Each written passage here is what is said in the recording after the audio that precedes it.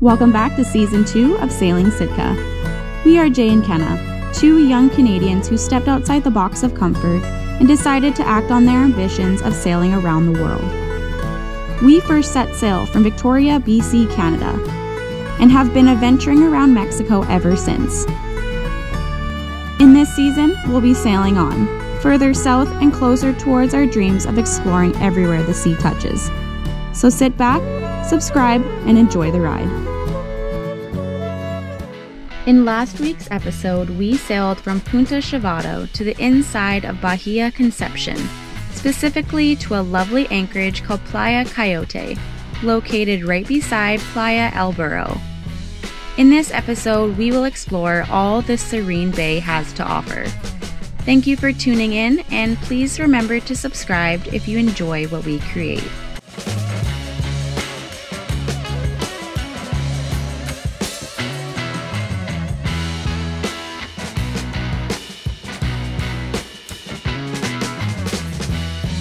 Good morning, guys. All right, so it's day 2, waking up in this beautiful anchorage of Bahia Coyote, and it's a lot calmer today. It was quite windy yesterday, and Kenna's right now uploading the episode, this coming Sunday's episode, to the YouTube world, and today's Friday, so we're like pretty last minute. Kenna's also reading an amazing book called 438 Days. Yes, I'm addicted. Like, even Jay will turn the Starlink on and I'm like, no, I want to read. Yeah, and I'm currently reading The Wager, which is really, really good too. Shout out to my dad for getting both these books. Yeah, he read them first, and then now we get the pleasure of reading them. So thanks, Roger, for that. I'm excited to read this too next. But anyways, I'll show you guys outside right now. I just finished cleaning the solar panels.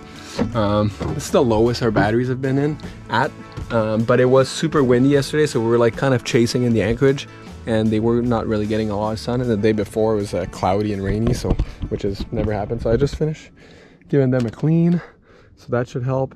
So we have the 300 watt panel here and a 100 watt flexible, and that goes to our main battery bank and also the starter battery. So that's what keeps charge of everything else, everything on the boat, sorry. And then we have this 200 amp one, which was given to us by Blue Eddy, and that's what powers Starlink and the computer basically. I'm just gonna turn on this side because the sun's coming from here.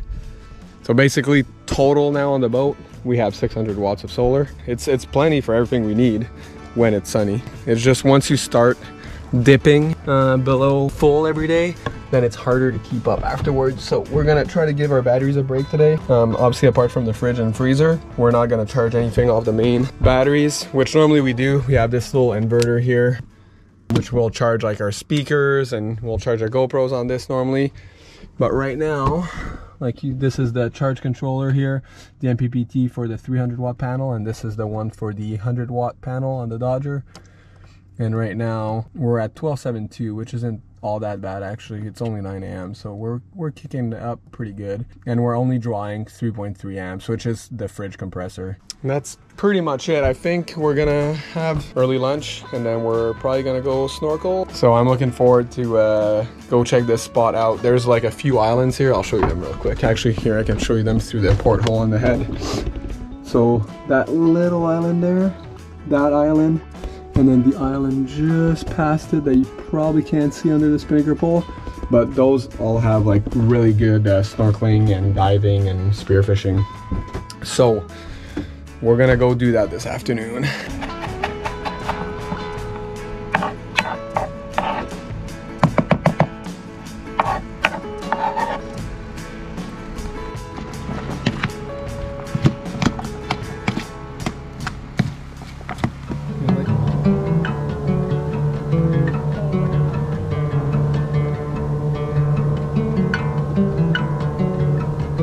After a little lunch, we dinghied to the nearby islands to catch ourselves a little water action. Alright, I don't know if you guys can hear me, but this is the snorkel spot. It's just super gusty. Yeah, but look how turquoise the water is though. But look at this. Like, it's so green. So I guess there's drop-offs around the 2 islands there, and that's like the dive spot right there. So we're gonna go check it out.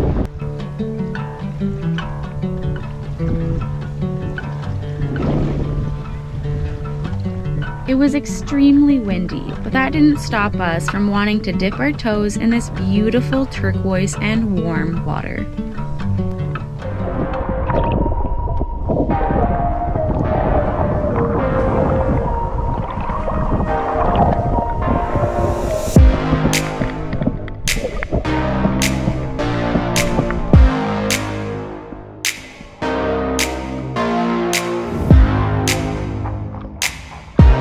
Although there was not much to see in this snorkel spot, we enjoyed every minute of it. Once tucked up beside the island, the wind disappeared, making for a great swim. Accompanying us on the snorkel were some small reef fish. Other than that, it was just us, which made for a very relaxing and uncrowded spot. The water was something out of the movies, warm like a bathtub and crystal clear. All right, guys. Well, we'll give you guys a little view of this Blue Eddy EB3A that was given to us. So far, it's been amazing. So we're in the middle of pretty much nowhere right now. If we didn't have that thing, there'd be no way for us to edit.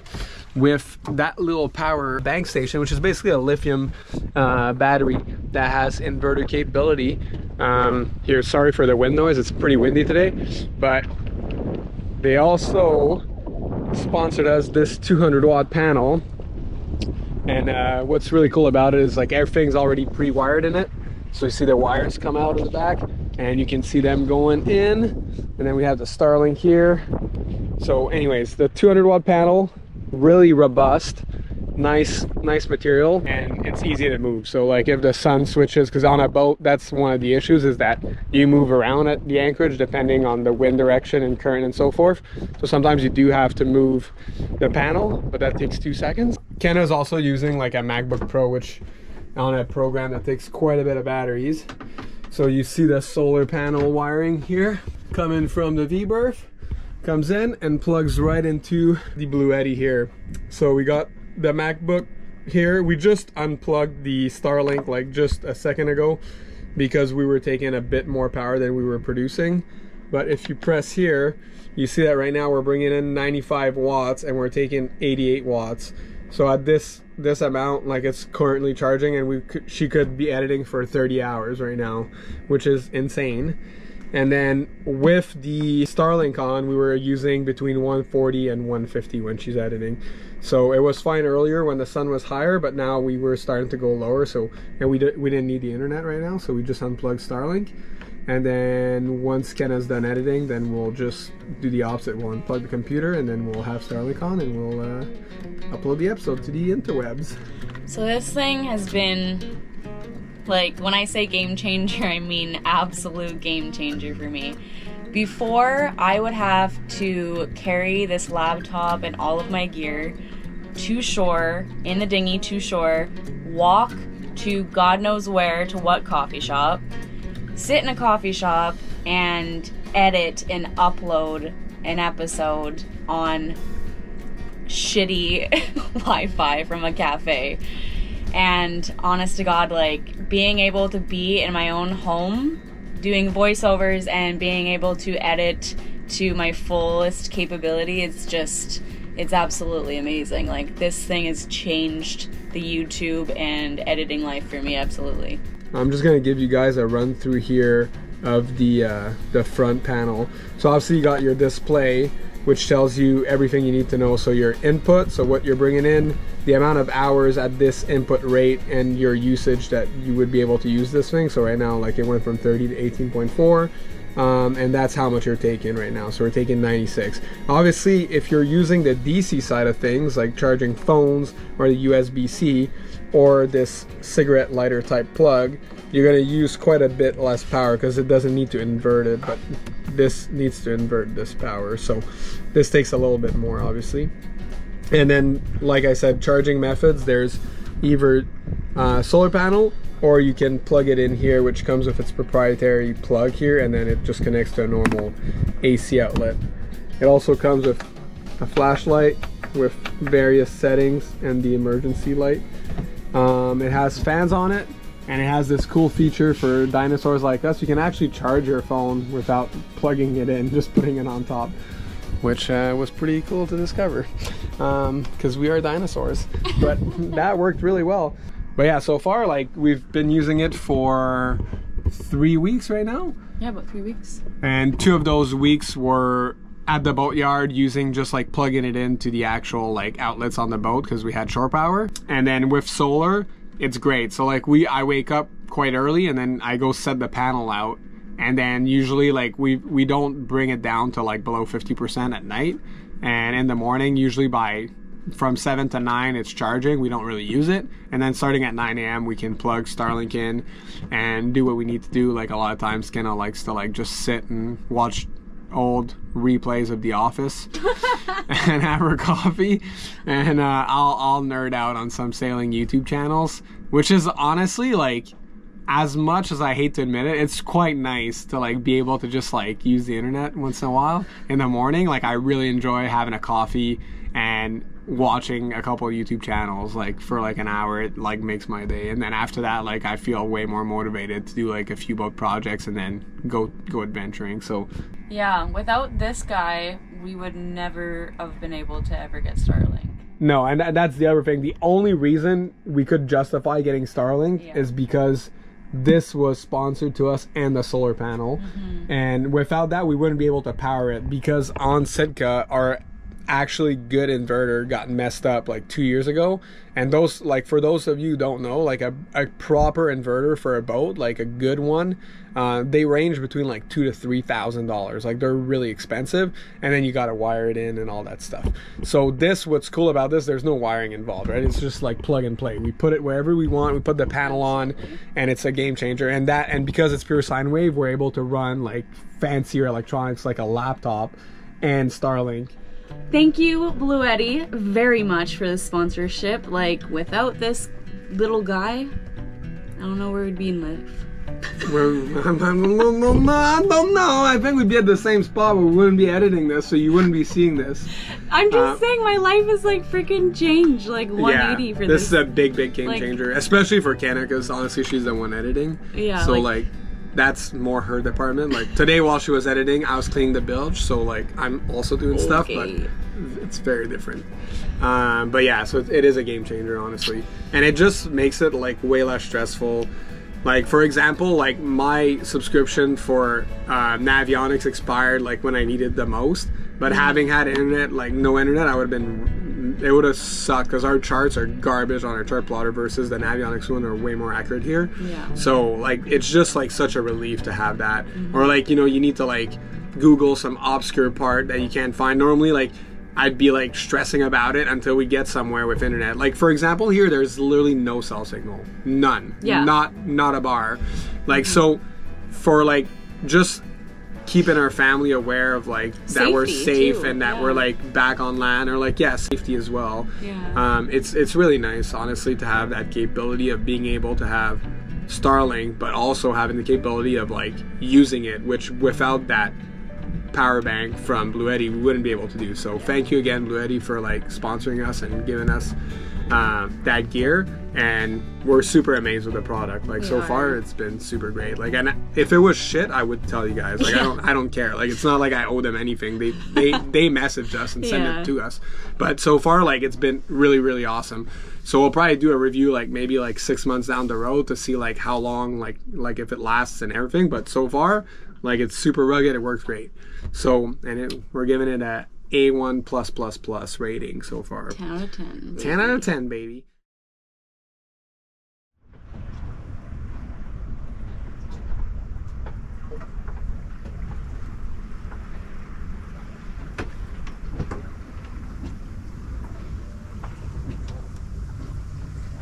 We just finished a rad day of snorkeling.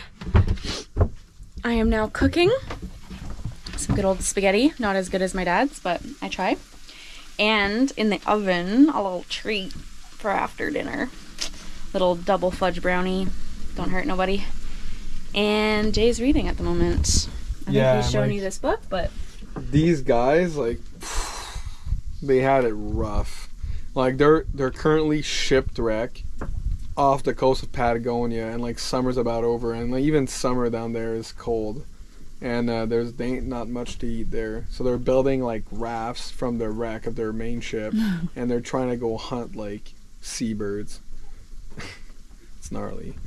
So funny because the book I'm reading is also like a guy stranded at sea and like getting seabirds, and like so we kind of and then Jay's was talking about scurvy, and then the guy that I was reading about was talking about scurvy at the same time. It's so super weird. Yeah, so like back in the day, in this day and age, they didn't know what caused scurvy. Like they thought it was like from the gods or some weird stuff, and a bunch of them were dying of scurvy, and this is a true story, this book, but they were dying of scurvy, and then they got shipwrecked on this island, and then unbeknownst to them, they found wild celery, and then their scurvy started to like clear, but they didn't know due to what, but it was because of the celery and like the vitamin C that was in there. But it's kind of funny to like look back. It's not that long ago too that people didn't know what caused it, and like so many people that went to sea died of scurvy. If I'm not mistaken, I think more people died of scurvy than anything else at sea, like including war and like drowning and cold and malnutrition. Scurvy was what killed the most sailors in history, and all they needed was limes and oranges, which keep forever. And fish eyeballs, according to my book. If you guys have any good recommendations for some books, sailing or shipwrecks or survivals at sea, let us know in the comments. Yeah, let us know your favorite salty books. Yeah. I'm always down for a salty book. Spaghetti and brownie, baby. Let's go. Good morning, guys. It's 6:45. It's been a super gusty, windy night. We're gonna have coffee and then go ashore the next bay, land some garbage, maybe have another coffee at the little coffee shop, and buy some water. They do sell fresh water there. It's a little pricey, but when you're in the middle of nowhere, you pay for the convenience of it. So we'll go buy some water, and then I think we'll move to the more northern anchorage called Santistepec, and it's supposed to be more protected, and it's gonna be a nice change of scenery. I mean, it's absolutely gorgeous here. This is the island we went snorkeling yesterday morning. So one of the things I do in the morning is I move this solar panel, which is what charges. Don't mind this. That's the brownie pot from yesterday. Now it's got salt water overnight with some dish soap just to loosen it up. But yeah, going back to what I was saying, I'm just gonna put this solar panel on here. There we go. We dinghied to shore and went to Nomadico in the Bay of Burrow, which is a great little coffee shop that's worth a stop. After a quick and delicious cappuccino, we filled up drinking water from the lady that ran the shop, and then dinghied back to Sitka. Next on Sailing Sitka, we are on the move once again, and sailed to another anchorage here in Bahia Conception. Stay tuned, and we look forward to seeing you all again next Sunday. Thank you for watching this week's episode of Sailing Sitka. Stick around for more to come. If you enjoyed, please spread the love and let us know. Special thank you to our Patreon members for making these videos possible, as well as helping our dreams come true. See you all next week.